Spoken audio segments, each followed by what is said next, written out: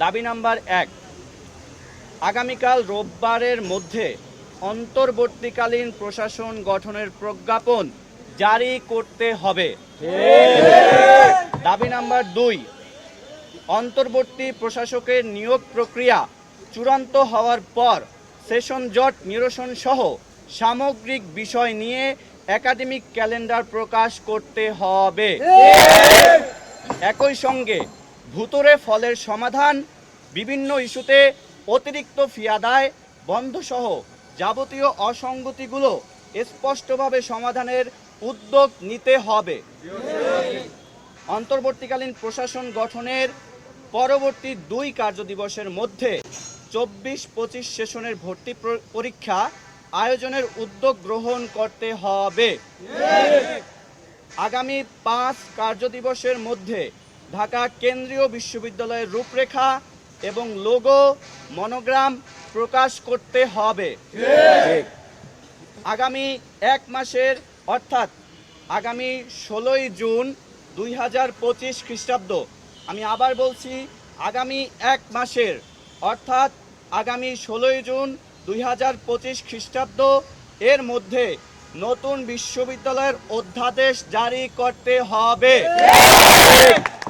একই সঙ্গে 2025-26 অর্থ বছরের বাজেটে, আমি আবার বলছি আগামী 2025-26 অর্থ বছরের বাজেটে নবগঠিত বিশ্ববিদ্যালয়ের জন্য অর্থ বরাদ্দ দিতে হবে। প্রিয় সাংবাদিকবৃন্দ, আমরা শুরু থেকেই সরকারের যে কোনো সিদ্ধান্তের প্রতি শ্রদ্ধাশীল ছিলাম। দাবি বাস্তবায়নে আমরা সরকারকে সব ধরনের সহযোগিতাও করেছি। এজন্য মাঠের আন্দোলনের পাশাপাশি টেবিলের আলোচনাও জারি রেখেছি। এখনও আলোচনার পথ বন্ধ হয়নি। আমরা আলোচনায় প্রস্তুত আছি। আমরা আমাদের শিক্ষার অধিকারটুকু চাই। আমরা আর রাজপথে নামতে চাই না।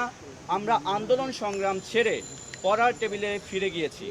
তবে রাষ্ট্র বারবার আমাদের পড়ার টেবিল ছেড়ে রাজপথে ফিরতে বাধ্য করেছে।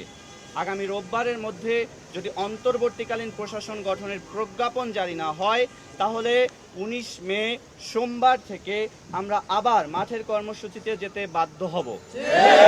পরবর্তী এই কর্মসূচি কেমন হবে সেটা পরিস্থিতি বিবেচনায় প্রেস বিজ্ঞপ্তির মাধ্যমে জানিয়ে দেব। একই সঙ্গে আমরা বাকি দাবিগুলোর বিষয়ে নজর রাখব। আমরা যদি আবার মাঠে নামতে হয়, অর্থাৎ আমাদের দাবি মানা না হলে আমরা জনদুর্ভোগ এড়াতে এবার সংশ্লিষ্ট মন্ত্রণালয় ঘেরাও করতে বাধ্য হব। সকলকে ধন্যবাদ।